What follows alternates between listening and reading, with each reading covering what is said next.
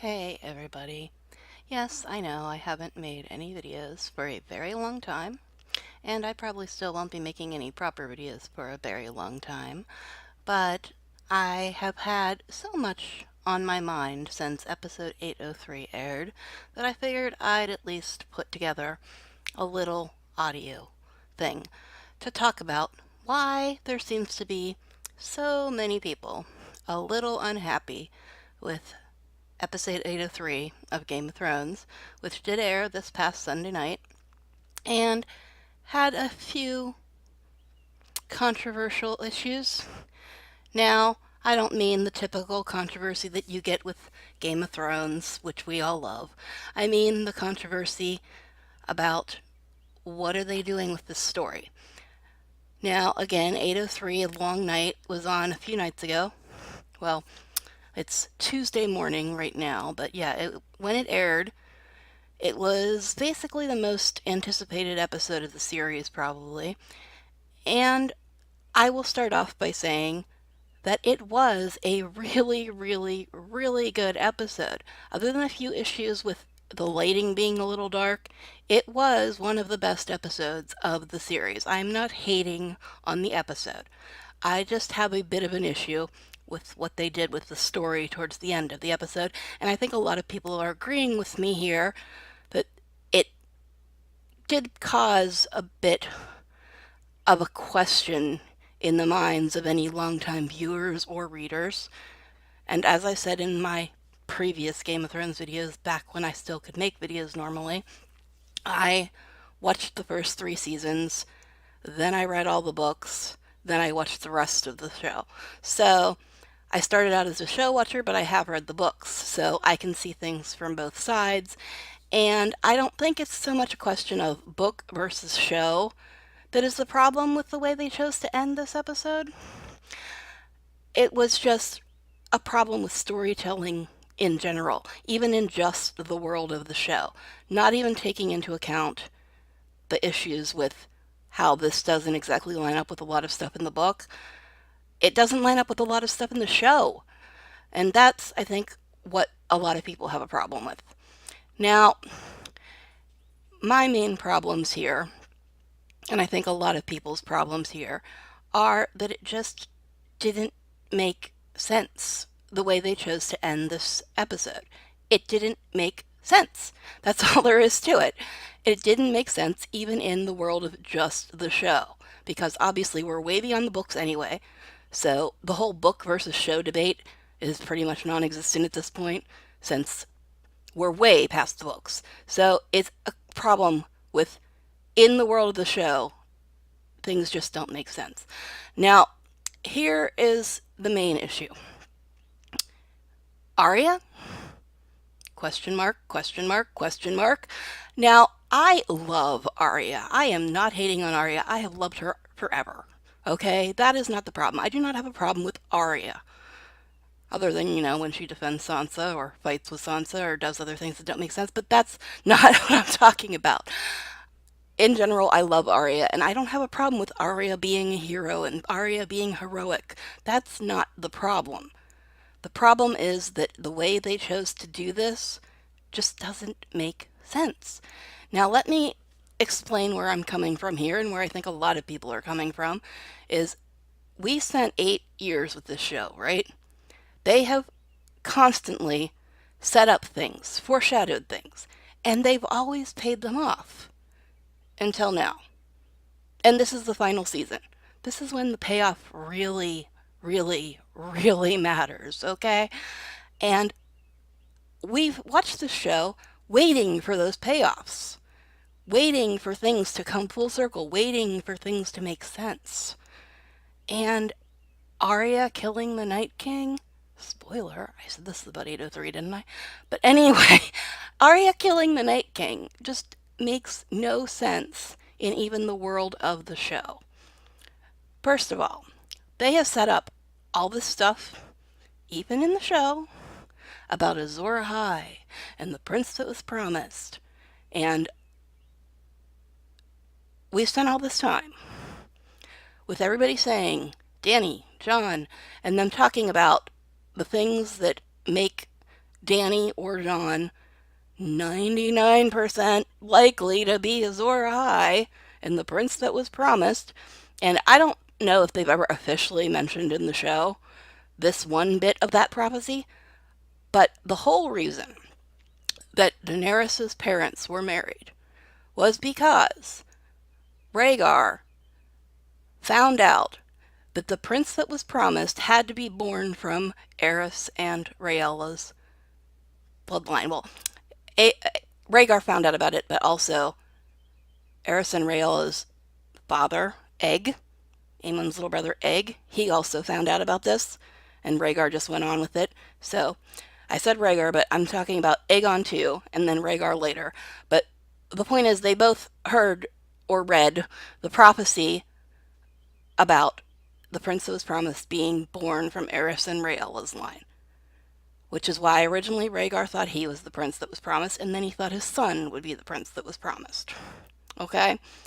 So, yeah, that part wasn't in the show. But the fact remains that they have, again and again, mentioned the prince that was promised. The Red Priests have mentioned it since season 2, because the prince that was promised and Azor Ahai are pretty much the same thing. So anyway, first of all, Aegon, the Aerys and Rhaella's father, Aegon, there's 40 of them, I know, but he and Rhaegar both know that the prince that was promised was supposed to be born from Aerys and Rhaella's bloodline, which basically means that it only could be Jon or Dany. That's it, that's all. And the show writers obviously know this.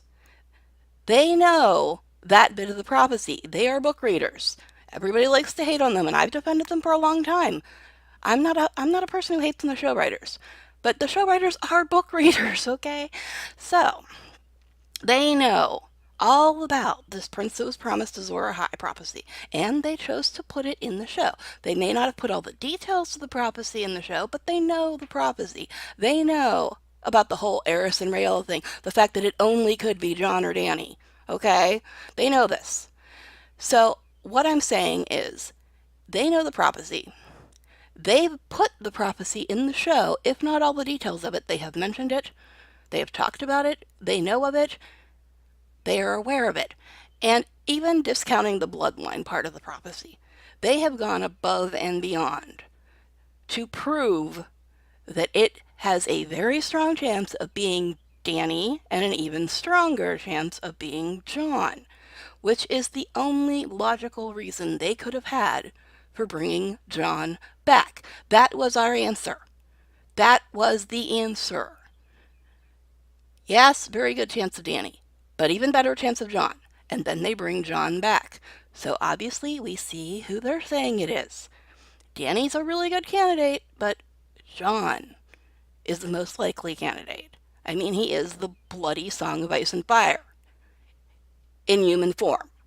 It's Jon. They've stated this over and over again without actually stating it. It has been obvious to everybody that Jon is the one.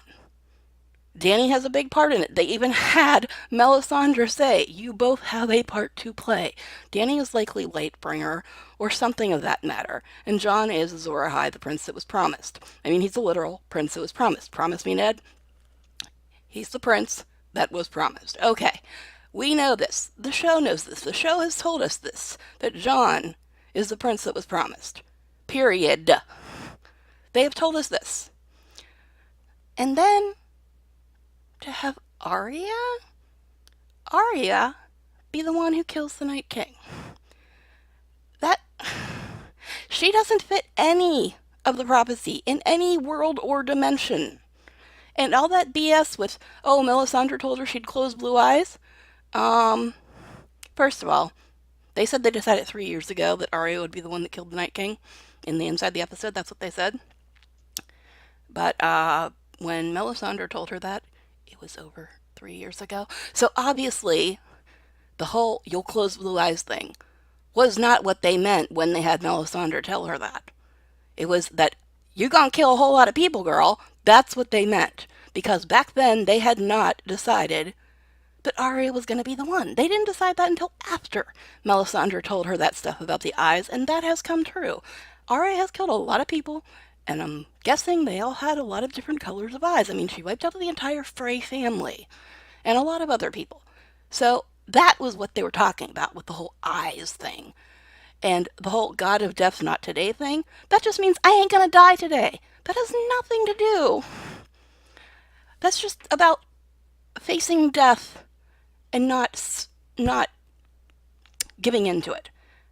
And as I said, when Melisandre told her this stuff was before, well, she didn't tell her the not today thing until now, but when they told her the eye thing, or when she told her the eye thing, it was obvious that that wasn't the plan then. They just kind of shoehorned it and said, hey, see, look, this was always the plan. No, it wasn't. No, it was not. No, it was not. The plan has always been Jon is the prince that was promised. Dany is the one who will help him fulfill this prophecy. That has always been the plan. That has been told to us, hit over our heads with it for years now. Okay? And now they've just completely set aside every single thing that they foreshadowed for the last 8 years about Jon and to a lesser extent Dany to have Arya do it. It doesn't make any sense. Like I said, Arya doesn't fit the prophecy in any way, shape, or form. When she was told about the eyes was way before this whole shenanigan with her killing the Night King was planned. So that's just it's all BS. And like I said, I've defended D&D forever. It's the best show on TV, and I'm not going to hate on them just because they've changed things from the books. But it still has to make sense in the world of the show. And it does not. It does not make any sense. It's like people use the argument, well, prophecies aren't dependable. And I'm like, well, yeah, so why did they even include any of the Azor Ahai prince that was promised nonsense? Why even mention that? If you hadn't read the books, you would have never heard about Azor Ahai or the prince that was promised if they didn't deliberately put it in the show. Over and over, they've mentioned it, and they've continued this debate about is it Jon? Is it Dany? Is it Jon? Is it Dany? And that's been in the show. So why put it in the show if it meant nothing? That's my thing. Why put it in the show if it really was just a pile of BS and it never meant anything? Then it should never have been in the show at all. They should not have ever mentioned it, and nobody would be any the wiser, and everybody would be like, oh yeah, sure, it was always meant to be Arya. But the point is, they put it in the show over and over again. It was not always meant to be Arya, so why suddenly, this late in the game, had they decided, oh, guess what? All that prophecy stuff we've been telling you, we changed our mind. We're not going to do that after all. It just, they wanted to do something unexpected. Okay, yay. But doing something unexpected and canceling out 8 years of setup and storytelling, those are two completely different things, and one of them is completely unacceptable. Do not foreshadow and hint at things for 8 years, only to say, nah, we're going to do something different just because we want to surprise people. It's like, no, no, no, no, no, no. That is not good storytelling. That is ridiculous. Okay? Why did they bring Jon back? If they didn't plan this from the beginning, that Jon was the one. I mean, there was no reason to bring Jon back other than the fact that we all love him if he wasn't actually meant to be the one. It goes against everything they have set up for 8 years. And then suddenly just to turn it around and do something different because they didn't want to do something predictable? Well, if you set something up for 8 years, you have to pay it off. That's the way stories work. Otherwise, why did you bother wasting all that time and money on all these scenes that hinted at and told us who Azor Ahai was ultimately going to be? That's a waste of time and money and bad storytelling. It's just ridiculous. I know I've already said that, but that's the only word I can come up with without going on a swear rant. But it doesn't make sense, people. Don't set things up and then say, oh, well, even though we wasted 8 years telling you the story was one way, we just want to be unpredictable, so we're going to do something different. And like I said, I've always defended Dave and Dan. It's the best show on TV, so why all of a sudden, 3 episodes from the end, have they decided, well, guess what? The last 8 years don't matter. Don't matter. Didn't mean a thing. It doesn't make sense. And the other issue that comes out of this is, okay, I can accept the Night King getting killed if they would have done it properly and had it make sense, then fine. I'd be fine with the Night King dying. But the fact that they did it in a way that doesn't make sense, and they did it 3 episodes from the end, which in itself doesn't make sense. Because another thing they've been telling us for 8 years is the Game of Thrones, quote unquote, all the human politics, all that stuff, all the infighting, all the wars, none of it was even remotely important compared to the threat of the White Walkers and the Army of the Dead. We've been told that over and over again for years, that none of that human infighting and politics was the real battle. Okay, everybody was on board with that. So now, in a series called A Song of Ice and Fire, we're supposed to now say, oh, the final battle is actually for the Iron Throne, and it is actually between humans and the Army of the Dead, was really the part that was inconsequential. I mean, yeah, it was a big fight, and it was a big threat. But they're telling us now that, okay, for 8 years we've been telling you all the human BS doesn't mean anything. So how are we going to spend the last 3 episodes on the human BS that doesn't mean anything? Okay. So again, they've been telling us one thing for 8 years. And then 3 episodes from the end of the series, they say, oh, we were just joking about that Azor High Prince was promised thing. Oh, we were just joking about the fact that all the human bullshit doesn't mean anything. We were just joking about that. And really, it's all been about Big Bad Cersei and the Iron Throne, and that's what it's always been about, even though for 8 years we've been telling you that that's not what it's about. And now we're saying, oh, that's what it's about. What? It's like, what? I mean, it's, as much as it pains me to say it, it really is beginning to seem like, and I hate saying this because I've been defending D&D for 8 years, but at this point, after seeing the end of this episode, and seeing that they decided to put it 3 episodes from the end, it really does seem like they just want to end the show. Period. And they don't care if it makes any sense in the end. And that is an absolutely terrifying thought, that they really do not care if it makes any sense in the end. Because for 8 years, I've been telling myself, this is all going to make sense. This is all going to make sense. They may rush through it. They may speed through it just to get it done. But they will still make it make sense. And it will all be worth it. And now, everything that they've set up for 8 years no longer makes any sense. Because of one scene where they wanted to do something unexpected. They have destroyed 8 years of storytelling just for the sake of doing something unexpected in one scene. And that is a really, really scary thought. Really scary thought. And I'm so scared that the show I've loved for nearly a decade is going to have an ending that makes me never want to watch it again, because it isn't going to make any sense. Nothing's going to get paid off. And it's all going to end up having been a huge waste of time.